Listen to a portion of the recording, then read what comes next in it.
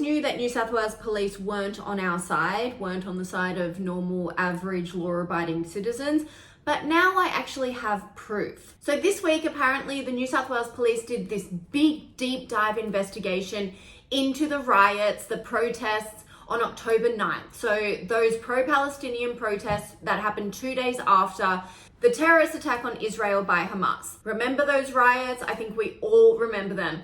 So apparently the police have been looking into it for the last couple of months. God, they move at a snail's pace, don't they? They appointed an eminent and highly experienced expert from the National Centre of Biometric Science, who knows what that is, and it probably cost the taxpayers a bomb. And apparently this guy undertook a lengthy examination of all of the visual and sound files of that night, and they concluded that the phrase "gas the Jews" was not uttered. Now, there are so many things wrong with this entire investigation.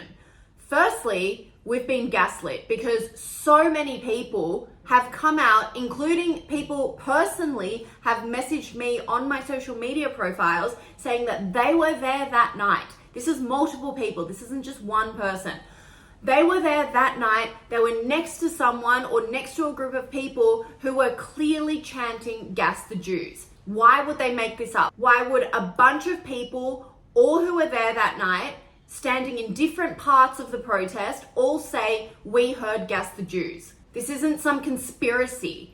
These people were there, they heard it. And New South Wales police are trying to gaslight them and us into thinking that they didn't hear that. They acknowledge that a lot of people have come forward and said that this happened, but they said even if it did happen, they can't charge anyone because they're unable to pinpoint the very people who said this exact phrase. So in order to charge them with incitement of violence, they have to know the exact individual who said that. And it wasn't just one person, it was a group of people. So this is why it's so impossible to have justice on these people. Because we all saw the footage, we heard what they were saying. It was a massive group of people who were all saying the same thing. So to go and isolate every single individual will obviously be an impossible task. And this is what they're using, this loophole is what they're using to weasel their way out of accountability. They also said that they can't charge them because they have to prove that any phrase that they were uttering was intended to incite violence. This eminent expert said that instead of saying "gas the Jews," they were actually saying "where's the Jews?" Okay, let's play devil's advocate for a second. Let's just assume they were saying "where's the Jews." How is that any better? I don't care if they were saying "where's the Jews," "gas the Jews," or "F the Jews." All of those phrases lead to the same road. They're all an incitement of violence. They're all threats against a population based on their race, which is illegal. Even if they were saying "where's the Jews," what were they going to do when they found them? Give them a cuddle? Of course it was going to be a violent interaction when they found them. Remember, this was so raw and real at this point. It was 2 days later. Emotions were so high. And here was this mob of angry men, and I say men because the vast majority of people there were men that night. It wasn't a peaceful protest where families went to pay their respects and to show support for their people. No, not at all. This was angry men. And if this protest wasn't to incite violence, then why did New South Wales police tell Jewish people to stay home? They knew there was a massive risk for violence there because they know the kind of people who are going. And to say that anything that was uttered that night wasn't an incitement of violence is just wrong by the New South Wales police. By saying that they weren't inciting violence shows that the New South Wales police are just trying to find another loophole to allow these unhinged mobsters to get away with it. Once again, we've seen it time and time again.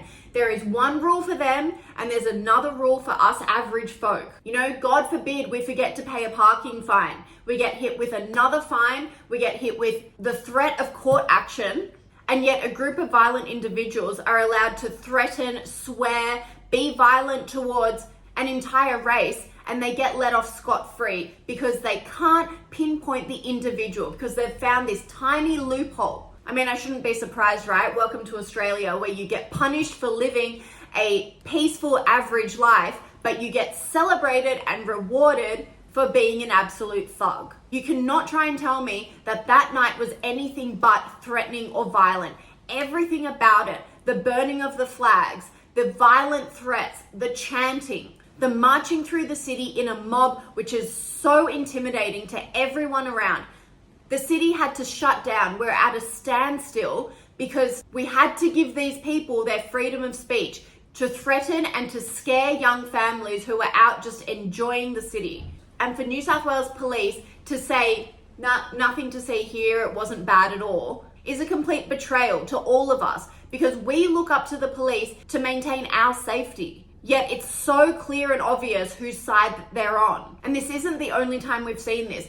Remember that time where everyone was protesting? It was a couple of weeks after the terrorist attack happened. There was one lone pro-Israel person in a sea of pro-Palestinian protesters. He went there, he had an Israeli flag, and he was just standing there. He was a bystander, innocently standing there, just showing his support for Israel.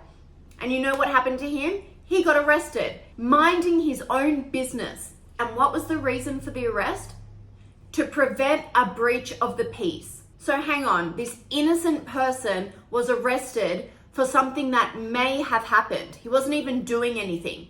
Yet the pro-Palestinian protesters were already in a mob. They were already mobilized and they weren't breaching the peace.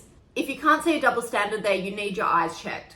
And again, slightly different, but of the same vein, on Australia Day, this middle-aged to elderly couple were just standing there with an Australia Day flag, and they happened to be next to a pro-Palestine/Invasion Day protest, because of course they're all the same these days. And guess who was threatened with arrest? The elderly couple. These two people were absolutely dumbfounded. They were all flustered. They asked the police officer why. They hadn't done anything wrong. They were simply standing there. And the police officer said that they were under arrest for inciting a riot. These poor people were just standing there, ironically, next to people who were actually inciting a riot. The mind boggles. Lucky in this case, the police officer realized that he had made a colossal error and he said to them, just take off your flags and then move along. But at the same time, why do they have to take off their flags? Why is it that wearing an Australia Day flag in Australia on Australia Day will incite a riot? And yet anyone can fly a Palestinian flag and yell abuse at white Australians for Invasion Day, yet that's not inciting a riot? There's no logic to this. All that you need to know is that if you're progressive, left, pro-Palestinian, pro-LGBT, pro-trans, pro-Invasion Day, you're on the right side of the law. And if you're anything else, if you're just a hardworking, average Australian person trying to work hard for your family and you believe in some sort of logic and common sense, then you're on the wrong side of the law. This is where we're at this point in Australia.